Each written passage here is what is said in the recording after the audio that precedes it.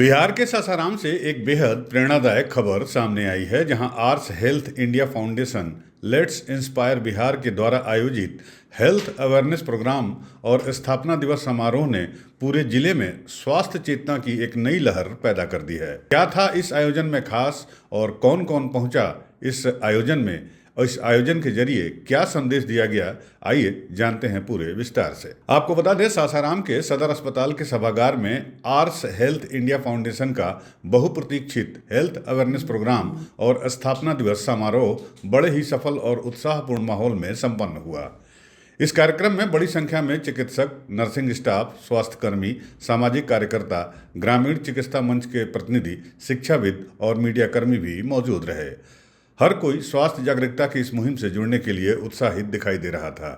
इस महत्वपूर्ण कार्यक्रम में मुख्य अतिथि के रूप में आईपीएस विकास वैभव भी उपस्थित रहे।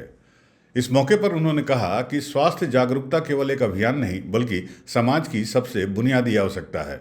ऐसे आयोजन लोगों में सकारात्मक सोच और हेल्दी लाइफस्टाइल को बढ़ावा देते हैं। आर्स हेल्थ इंडिया फाउंडेशन इस दिशा में सराहनीय कार्य कर रहा है। उनके शब्दों ने कार्यक्रम में मौजूद हर व्यक्ति को प्रेरित किया। देखिए, विकसित बिहार के निर्माण के लिए समाज के हर वर्ग की भागीदारी आवश्यक है। मुझे बड़ी प्रसन्नता है आज आर्स हेल्थ इंडिया फाउंडेशन के द्वारा अनेक ग्रामों में जो चिकित्सक कार्य कर रहे हैं उनको जोड़ने का काम किया गया है और समाज में एक सकारात्मक योगदान देने के लिए उनको प्रेरित किया जा रहा है। और इसी कार्यक्रम में आज उपस्थित हुआ हूँ और लेट्स इंस्पायर बिहार इस अभियान के संदेशों के साथ सभी को जुड़ने का मैंने आह्वान किया, ताकि एक विकसित बिहार के लिए लगभग जो 15% की वृद्धि दर की आवश्यकता है उसको कैसे हम अपने पंचायत तक आगे ले जा सकें, कैसे उसमें अग्रणी भूमिका निभा सकें, कैसे कुछ योगदान कर सकें, इसके लिए हम लोग सभी चिंतन करें। लेकिन हम सभी का सपना है कि विकसित बिहार ऐसा हो जिसमें शिक्षा, रोजगार या स्वास्थ्य के लिए किसी को बाहर जाने की आवश्यकता नहीं। ये तभी संभव है जब बिहार में हर व्यक्ति शिक्षित हो, चाहे किसी जाति का हो, किसी संप्रदाय का हो, और स्किल्ड हो, ताकि अपने लिए स्वरोजगार का भी सृजन कर सके।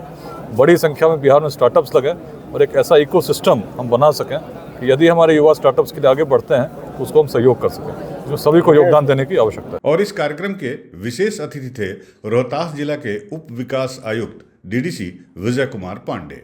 उन्होंने कहा कि जन जागरूकता ही मजबूत स्वास्थ्य व्यवस्था की रीढ़ है। उन्होंने संस्था के प्रयासों को जनहित में अत्यंत महत्वपूर्ण बताया और कहा कि ऐसे आयोजन गांवों, कस्बों और शहरों में स्वास्थ्य के प्रति चेतना बढ़ाने का काम करते हैं। इसके साथ ही वहां इस मौके पर मौजूद जेल अधीक्षक सुजीत कुमार राय ने भी अपनी उपस्थिति दर्ज कराते हुए कहा कि आज के दौर में स्वास्थ्य सुरक्षा ही सबसे बड़ा निवेश है। उन्होंने समाज को आत्मनिर्भर और सजग बनाने की दिशा में संस्था की भूमिका को महत्वपूर्ण बताया। कार्यक्रम का संचालन और विस्तृत जानकारी आर्स हेल्थ इंडिया फाउंडेशन के चेयरमैन डॉक्टर आलोक कुमार तिवारी ने दी। उन्होंने सभी अतिथियों और प्रतिभागियों का आभार व्यक्त करते हुए कहा कि संस्था आगे भी स्वास्थ्य क्षेत्र में जागरूकता और जनहित से जुड़े कार्यक्रम लगातार आयोजित करती रहेगी, ताकि बिहार के हर व्यक्ति तक स्वास्थ्य का ये मैसेज पहुंच सके। देखिए, आर्स हेल्थ इंडिया फाउंडेशन पिछले 12 वर्षों से पूरे भारत के 4 राज्यों में काज करती है और लगभग 84 डिस्ट्रिक्ट में काज करती है। 2.9 मिलियन लोग अभी तक इससे लाभार्थी हो चुके हैं। हम लोग का मुख्य काम है शिक्षा और स्वास्थ्य के क्षेत्र में काज करना। कोरोना में भी हमारी संस्था ने लगभग पर डे 10,000 लोगों के भोजन की व्यवस्था यूपी और बिहार में की थी और यही कारवां पिछले 12 वर्षों से चल रहा है। और आज इस हमारे संस्था का आर्स हेल्थ इंडिया फाउंडेशन का 12वां स्थापना दिवस है। साथ ही साथ ग्रामीण चिकित्सक मंच जो हमारे साथ जुड़ा हुआ है, सभी ग्रामीण चिकित्सकों का भी एक तरह से कहा जाए तो ये स्थापना दिवस है। और सर आगे सर क्या किया जाएगा इस पर? देखिए, ग्रामीण चिकित्सकों के लिए हमारी संस्था प्रयास कर रही है और सबसे बड़ी बात कि लोग जो धरना प्रदर्शन और इस तरह का कुछ अभद्र कार्य करते हैं उससे हम लोग उनको समझाते हैं कि ऐसा कार्य न करें, समुचित तरीके से इलाज करें, एक दायरे में रख करके फर्स्ट एड करें, ना कि इलाज करें। इलाज करना डॉक्टर का काम है, सर्जरी करना डॉक्टर का काम है।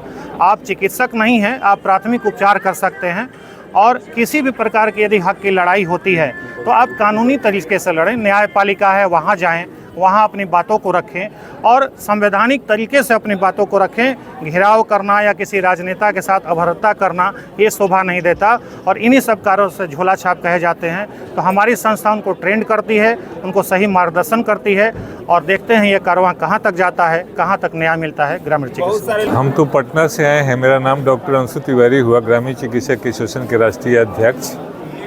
लेट्स इंस्पायर प्रोग्राम भी बहुत अच्छा है और अर्थ हेल्थ फाउंडेशन के जो डॉक्टर आलोक जी हैं उनके द्वारा मुझे जानकारी मिली कि मैं इस तरह का कार्यक्रम करता हूँ ग्रामीण चिकित्सकों के लिए। मैं आप लोग के माध्यम से बता देना चाहता हूँ कि ग्रामीण चिकित्सकों का